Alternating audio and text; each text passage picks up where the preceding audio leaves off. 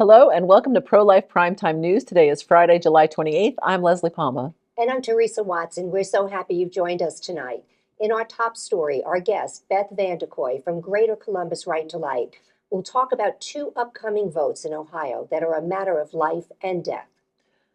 Police in D.C. are looking for abortion activists who assaulted pro-lifers outside Planned Parenthood there, and an arrest warrant has been issued for a Michigan abortionist who allegedly ran over a pro-lifer in Saginaw. I'll have those stories and more in Abortion in the News. A trial date has been set in the Justice Department's classified documents case against former President Donald Trump, and presidential hopeful Ron DeSantis is scaling back his campaign staff. I'll have all the goings-on inside and outside the Beltway in political news in a nutshell. At the end of our show, you'll meet Pastor John Lewis, who will tell us about a very special baby save outside of Planned Parenthood in Memphis. You won't want to miss it. Abortion advocates in Ohio learned on Tuesday that they submitted enough valid signatures to place a proposed amendment on the ballot for the general election on November 7th. The amendment would invent a right to abortion in the state constitution, and by virtue of its very careful wording, will eliminate parental rights and other checks on abortion. But there's a special election in Ohio coming up in just 11 days, and the outcome could impact the November 7th ballot referendum. Joining us tonight to tell us everything we need to know about Ohio is Beth Vanderkoy, Executive Director of Greater Columbus Right to Life and a member of the Protect Women Ohio Coalition. Welcome to the show, Beth. Well, good evening, and thank you. Well, Beth, could you tell us about Issue 1 in the August 8th special election, and why is it so important? Oh, absolutely. So Issue 1 on August 8th will give Ohio voters the opportunity to decide if Ohio should continue to be the easiest state in the nation for special interests and extremist groups to use paid signature gatherers and deceptive ad campaigns to gain constitutional guarantees of their woke agenda. Issue 1 comes after more than a decade of input through a bipartisan commission to address this growing problem in Ohio. And so while the anti-parent and anti-life amendment that will be before voters in November is one example of why Ohioans should support Issue 1, it has broad-based support from groups that traditionally have not opposed abortion. The Chamber of Commerce, gun rights organizations, sportsmen's groups, agriculture, and more. Why? Because Ohio could soon be facing irresponsible minimum wage proposals, elimination of qualified immunity, and out-of-touch animal rights and environmental regulations that would be enshrined in our Constitution. Now, don't get me wrong, these are certainly matters for a policy discussion, but they are things that belong in Ohio's laws, not in our Constitution. So early voting for the August 8th election, I think, is ongoing, and I've been reading that there's unprecedented turnout. Is a high turnout good for the pro-life cause? Yeah, early voting started on July 11th, and I will say there has been a lot of enthusiasm from proponents and opponents alike. So Ohio is a place where it is easy to vote and hard to cheat, whether you're voting early in person, absentee via mail, or on election day. And the fact that the ratio seems so close, not just high turnout, but high turnout from people who are traditionally identified as being more conservative or less conservative. That's a good sign because historically, early voting skews to less conservative voters. But at the same time, we are taking nothing for granted, and we are encouraging everybody to get out there and to cast their vote to protect our Constitution and protect our children.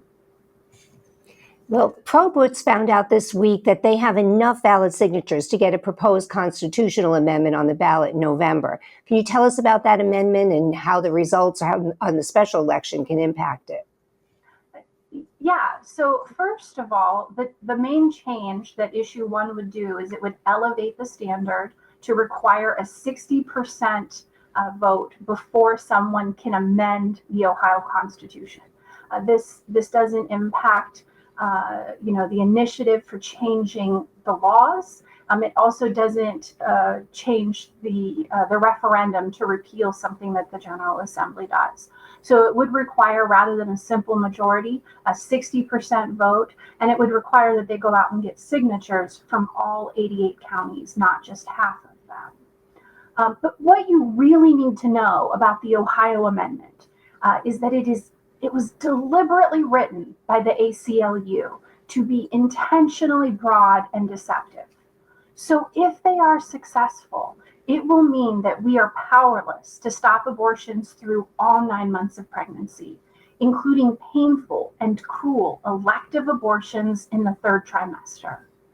Overnight, it would wipe out critical health and safety provisions that protect women and unborn children. And it would eliminate parental involvement before children engage in life-altering procedures like abortion, sterilization, or even radical sex change surgeries. So if the August 8th election goes our way, if people vote yes and it passes, then does that 60% threshold go into effect immediately?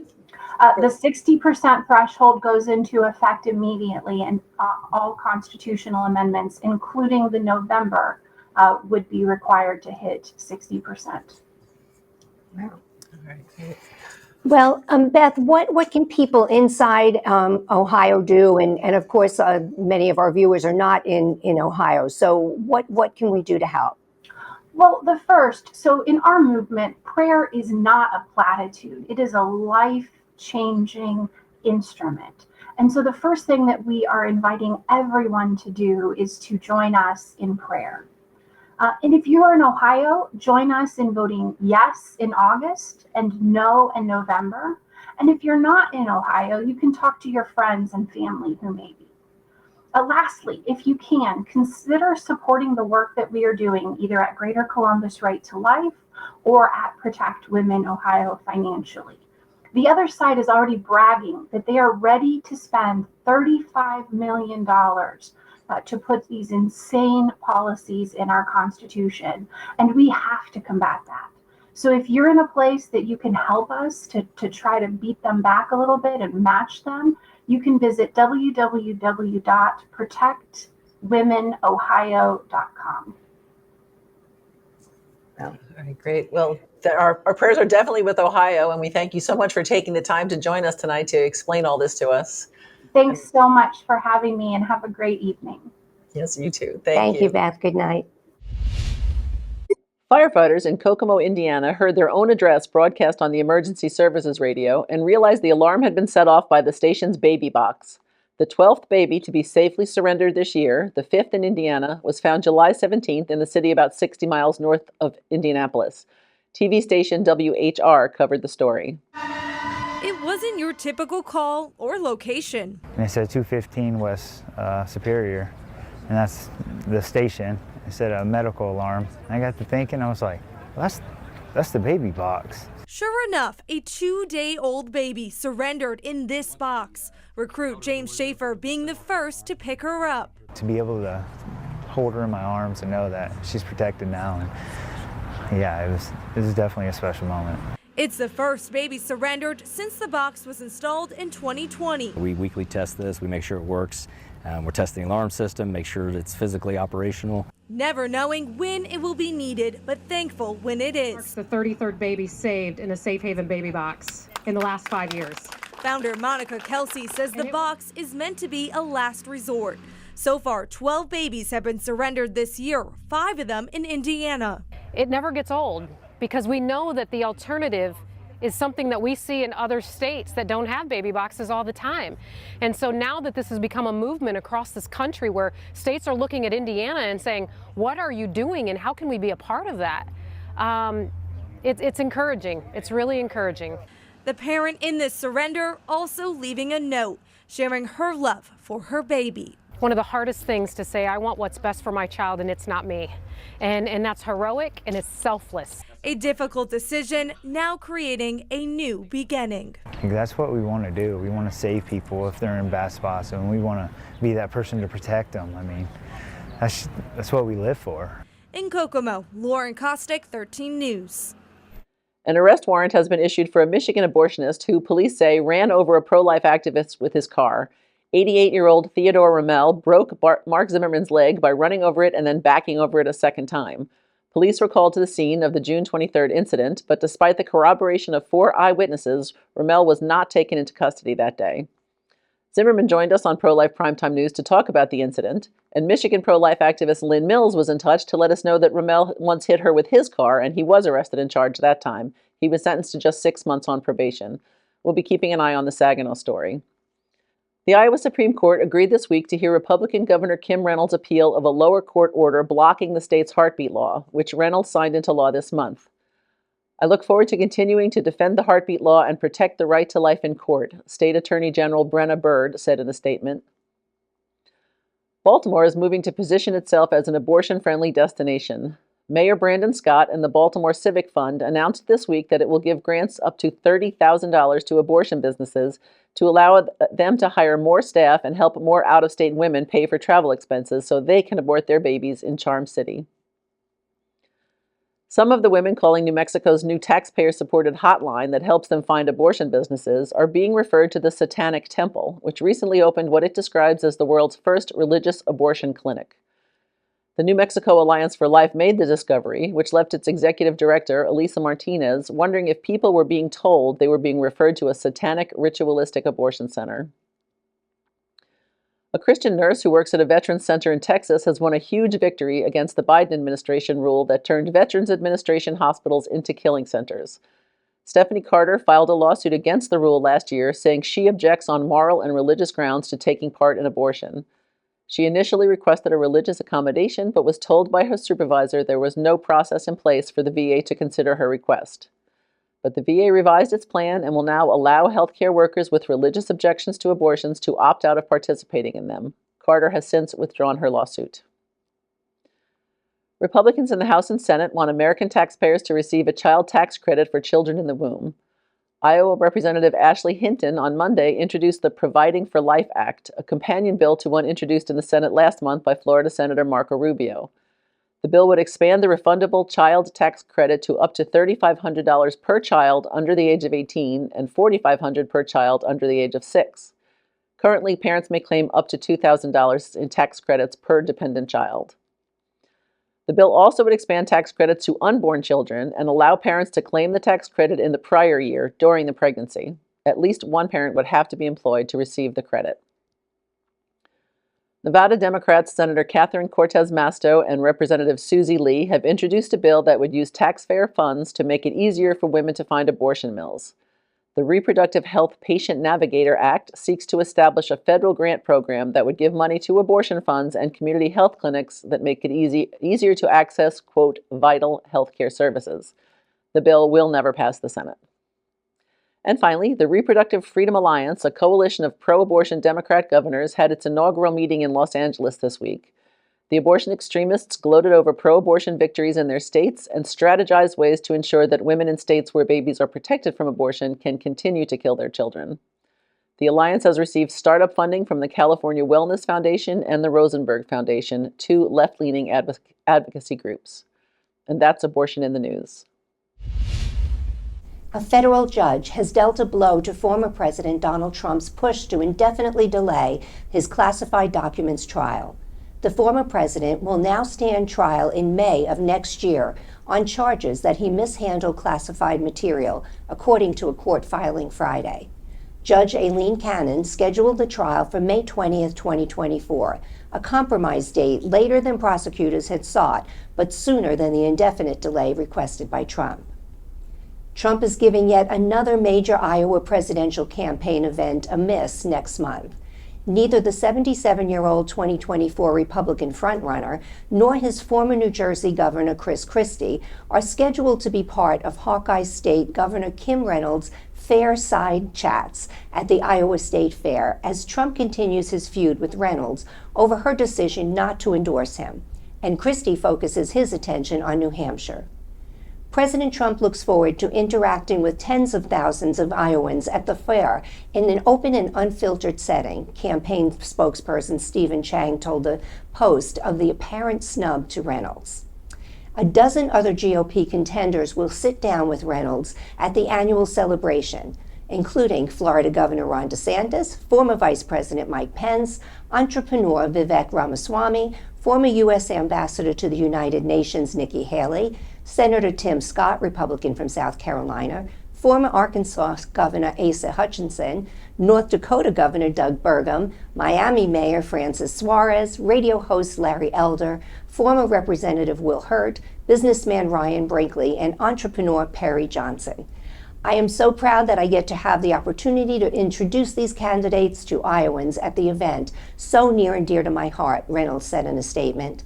She continued, the Iowa State Fair showcases the best of Iowa, from our people to our culture and wonderful agricultural industry, and it's the perfect venue for a conversation with the candidates. Christie has exhibited little interest in the Hawkeye state, instead betting big on New Hampshire's more moderate electorate to boost his campaign. We don't have an Iowa operation, and we don't have any plans to have an Iowa operation, nor do we have any immediate plans to go there, Christie spokesman Carl Rickett told Politico on Monday. Trump, on the other hand, has rolled through Iowa multiple times and is the clear frontrunner in the latest Real Clear Politics aggregate of state polling. The former president has attended the fair in the past, famously offering children rides in his helicopter 8 years ago. Reynolds insists she will attend Trump events in the future despite the tiff. Thus far, the Iowa governor has remained steadfastly neutral in the GOP race and attended events featuring several candidates, including Trump. Nobody is entitled to this nomination, DeSantis told conservative Boston radio host Howie Carr earlier this month. You have got to earn the nomination, and doing things like the Family Leader event in Iowa, doing things like debates, they're important parts of the process. The Iowa State Fair is scheduled to run from August 10th to the 20th, while the Republican caucuses have been set for January 15th, 2024. Donald Trump, Ron DeSantis, Tim Scott, Vivek Ramaswamy, Nikki Haley, and Chris Christie all appear to have met the qualifications to attend the first GOP primary debate next month in Milwaukee, after having reached the polling thresholds set by the Republican National Committee, and the candidates say the fundraising requirements too. Missing from that list so far is former Vice President Mike Pence, though Pence insists he will have enough donors to make the debate and has already drawn enough support in early polls. The RNC announced criteria in June that the candidates must meet on polling, fundraising, status, and pledging in order to earn a spot on stage on August 23rd. Candidates have until 48 hours before the debate to qualify. The party has not yet publicly confirmed which candidates have qualified, though officials have said which polls are eligible to qualify candidates. Donor numbers so far are based on campaign statements alone. What remains uncertain is who all will participate in the debate, set to be aired by Fox News. With more than half of the major Republican candidates, including Pence and former Arkansas Governor Asa Hutchinson, still working to qualify, frontrunner Trump has repeatedly signaled he will not attend his party's first debate, saying as recently as last week on Newsmax, "If you're leading by a lot, what's the purpose of doing it?" Ron DeSantis' campaign, meanwhile, has fired more than 40% of its original staff, a house cleaning that comes after concerns about how fast it spent money during its first 6 weeks. All told, 38 staffers have been let go from the campaign since its May 24th launch. A dozen last week and at least 26 Tuesday afternoon. The latest round was first reported by Politico. The campaign has also appointed Carl Sousa, who was already on its payroll, as its chief financial officer. He will replace Melissa Power, who is leaving the campaign at the end of the month.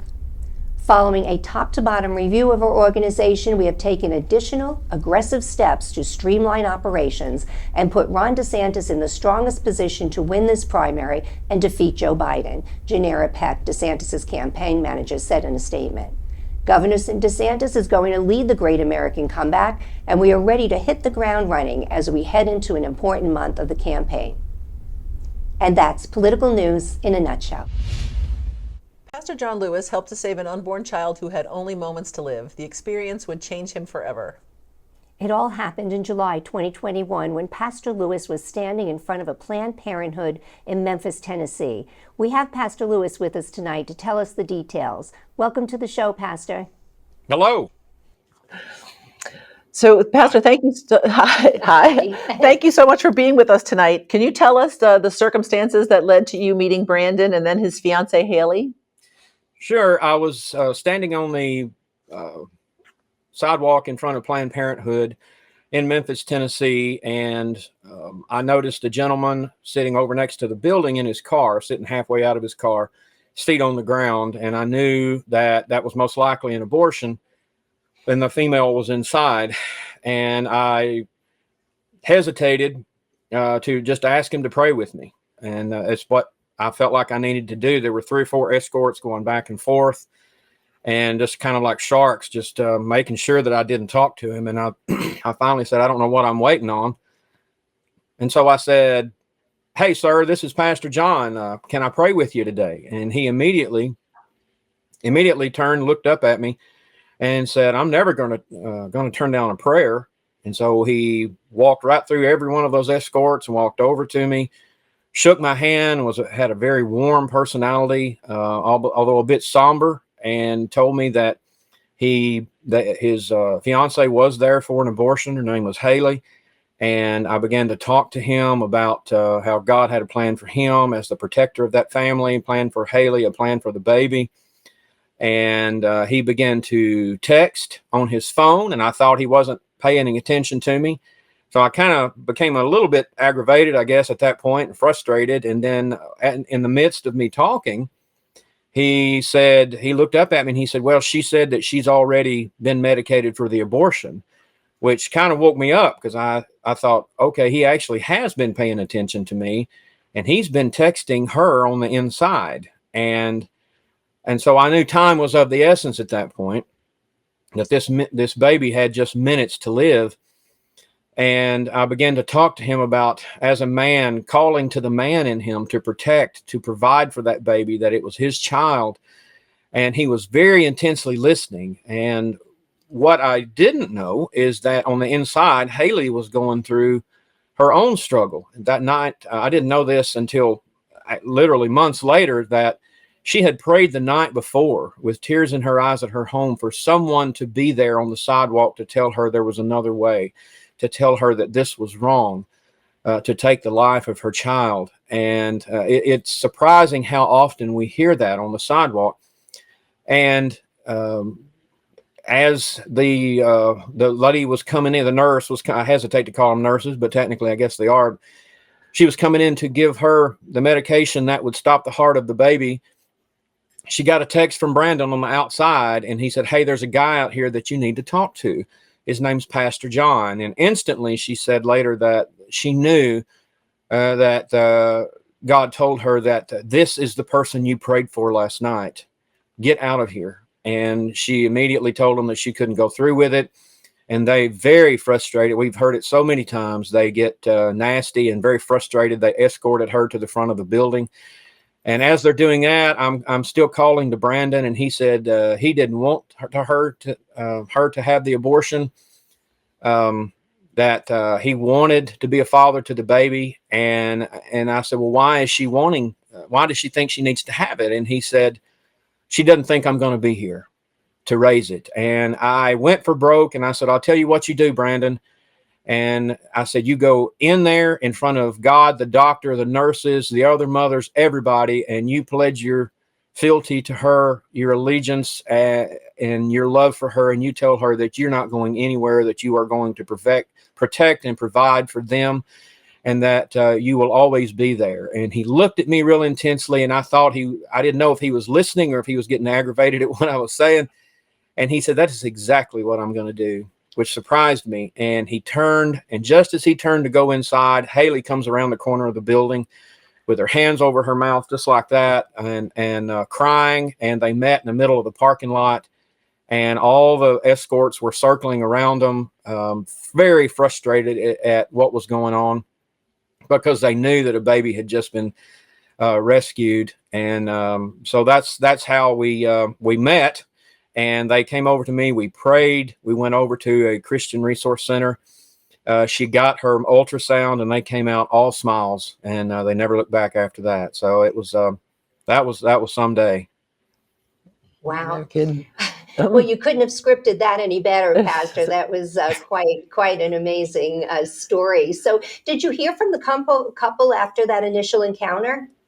I did talk to Brandon a couple of times. My focus obviously was on Haley because we walk with the mothers if they need anything. And she actually didn't need any financial help. She literally just needed somebody to be there on the sidewalk to say there's another way. And we did talk. And then she sent me a picture of the day little Mason was born. And then shortly after that, she just disappeared. I didn't know where she went, what happened. Had I said something to upset her? What? So I just went on about the ministry. And a year later, after the baby was born, although I didn't realize it was a year later, I was standing on the sidewalk, and the folks from Memphis Coalition for Life had gone home for the day, and I was there by myself. And some other things had happened. We had lost a couple of mothers that, that we thought we had turned away from abortion. And I was just in a very melancholy mood, leaning against the fence. And literally the thought went across my mind, what am I doing here? What statistical good am I doing?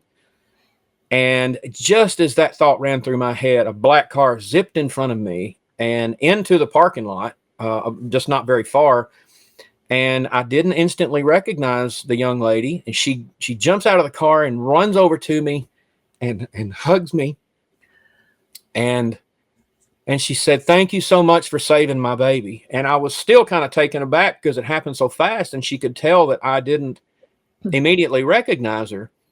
And she points to the baby and she says, "That's Mason." And then I realized what had happened.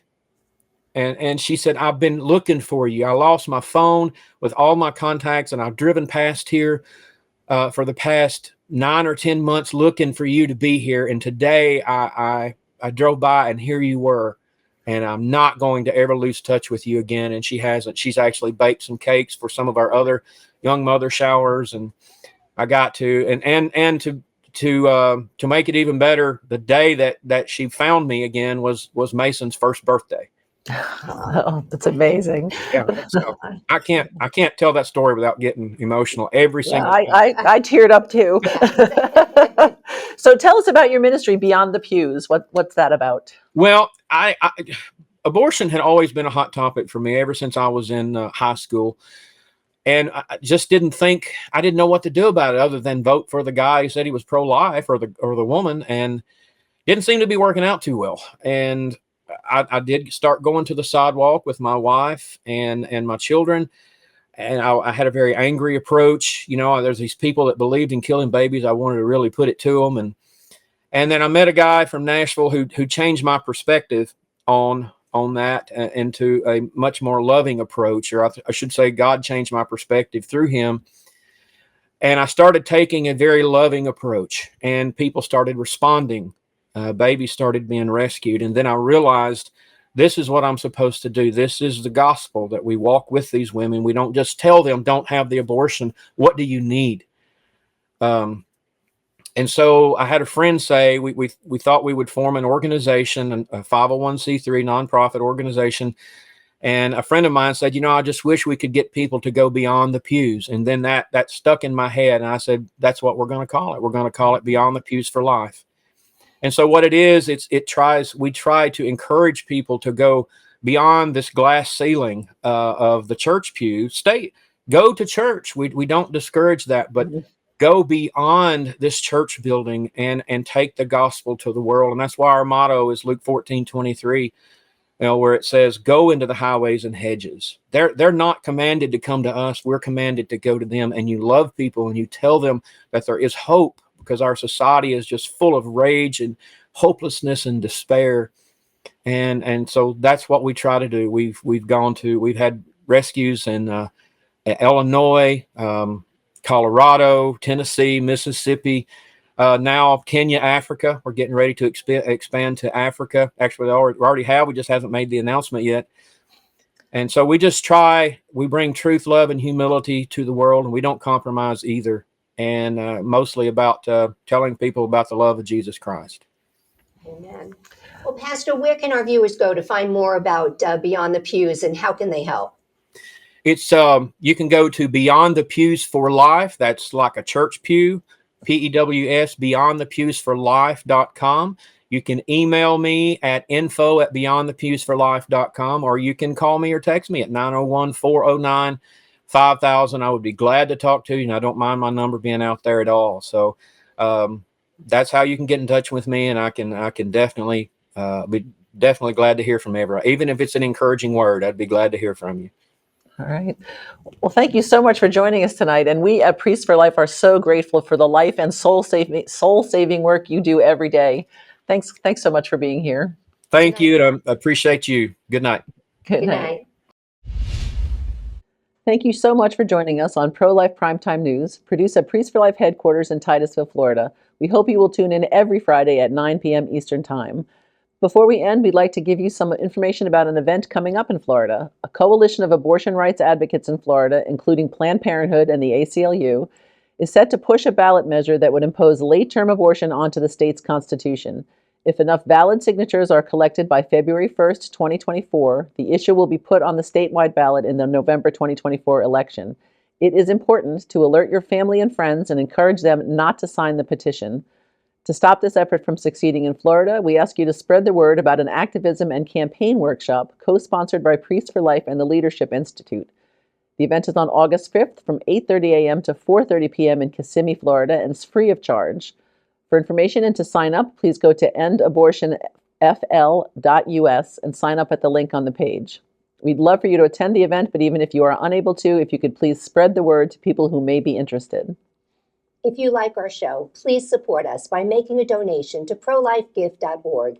These donations help fund all of our work here at Priests for Life, which enables us to continue educating, equipping, and activating God's people to end abortion. For all your pro-life news updates during the week, please follow us on Twitter at Pro-Life News Show. I'm Teresa Watson, Executive Manager. I'm Leslie Palma, Communications Director. Remember, life is the only choice.